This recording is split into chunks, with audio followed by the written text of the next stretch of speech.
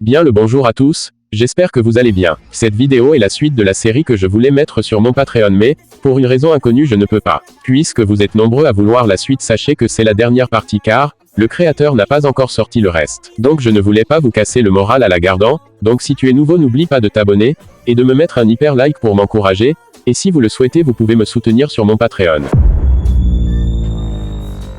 Russell ne comprend pourquoi les choses ont mal tourné. Que vient faire ce taré ici? Et cette aura sanguinaire qui émane de son sabre qu'il ne peut jamais oublier. Dans sa vie antérieure, celui-ci a massacré un groupe de mercenaires qui l'avait heurté l'épaule, et même notre protagoniste a failli y passer ce jour-là. Mais Ellen Page de la Tour de la Lance était venue à sa rescousse sans hésiter, et c'est seulement grâce à cet homme qu'il est toujours en vie aujourd'hui.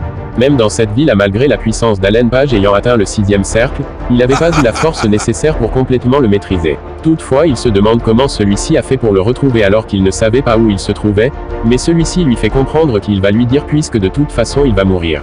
Il se trouve que lorsqu'il a terminé son combat contre l'autre monstre, il y avait certains espions de leur organisation dans les parages qui ont assisté à la scène. Donc ceux-ci, effrayés par notre protagoniste sans doute car il ne faisait pas le poids, ont envoyé un rapport au 2e bataillon du 12e désert de l'armée impériale, lequel le commandant de bataillon qui n'est d'autre que le vicomte de Montmartre, que même celui-ci n'arrivait pas à croire que Russell, un mage d'Endymion, fut le gagnant.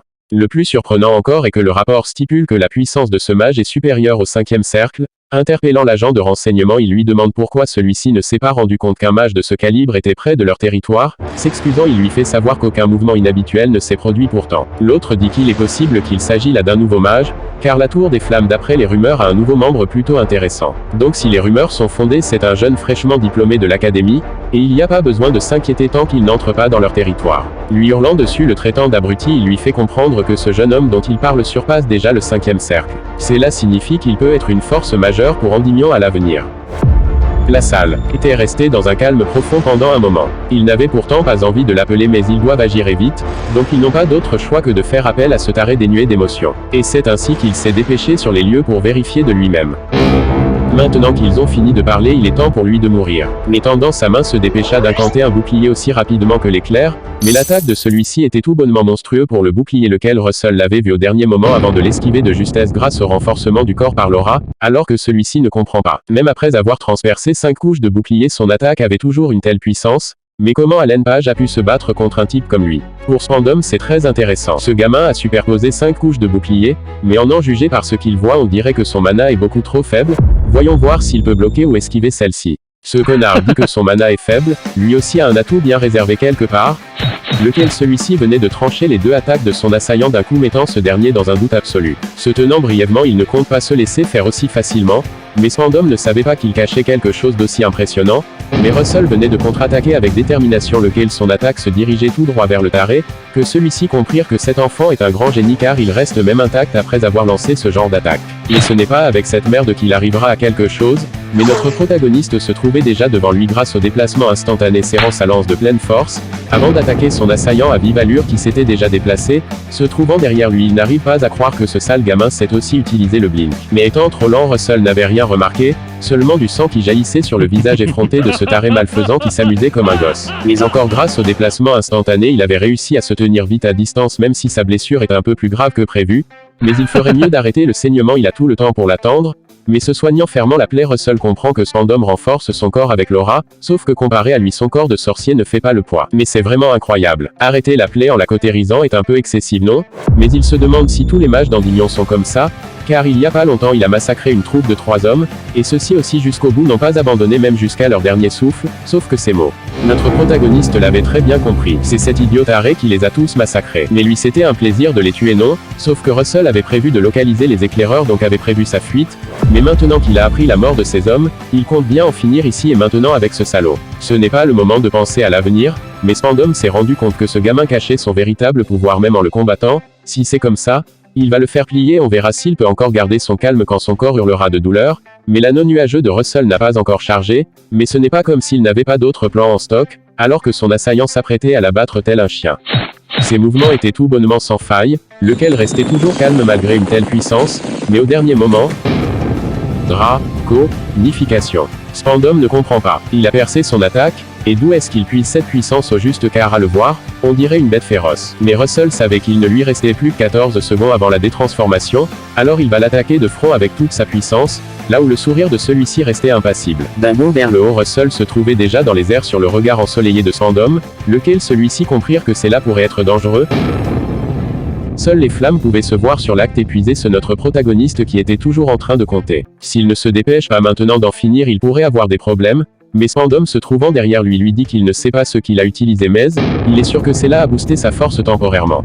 Mais Russell était à 9 secondes avant la fin, même si le combat contre un épéiste semble plus dur, il se devait de le maintenir à distance encore un peu, mais à chaque fois qu'il se déchaînait il y avait que d'énormes explosions malgré que tout cela ne servait à rien, mais pour lui si même cette puissance ne suffit pas ça veut simplement dire que c'est inutile. Se propulsant à son tour il était fin prêt à abréger les délires de sa juteuse proie, lequel Russell l'attendait avec impatience sans broncher même s'il savait que cela allait être très difficile pour lui de le bloquer. Les deux titans sont entrés en collision frontale sous la dominance de celui-ci, malgré qu'il en faut plus pour abattre le vétéran mercenaire Russell Raymond. Mais, en combien de temps compte-t-il encore résister? Il doit regarder les choses en face. Spandom est 5 fois plus puissant que lui. Donc s'il a terminé il se doit d'en finir au plus vite non, mais il restait encore 2 secondes avant la fin. Et à la dernière seconde, Spandom venait juste de comprendre. Ceci n'est d'autre qu'un piège conçu spécialement pour lui. Magie de 6e cercle. Territoire volcanique. Et en un laps de temps, la Terre se voyait rejeter de la lave lequel celle-ci avait recouvert violemment toute la surface du combat. Un peu plus tôt avant l'expédition de notre protagoniste à Soudra, Russell en lisant un bouquin s'est rendu compte que le désert de Soudra était un territoire volcanique, mais comme elle nécessite une magie de 6e cercle il ne pouvait pas l'utiliser. Mais partant des petites braises, elle recouvre toute la zone de magma.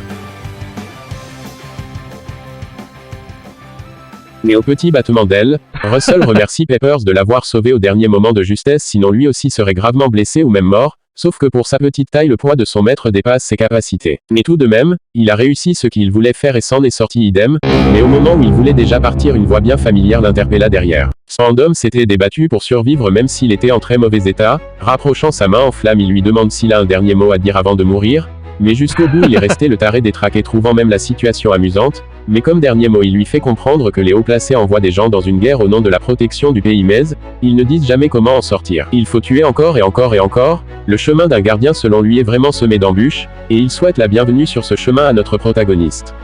Et de ces derniers mots, fut la fin du détraqué Spandom l'inégalable. Le système lui félicite d'avoir accompli une mission dépassant les exigences, et donc recevra 8 pierres de mana de rang intermédiaire.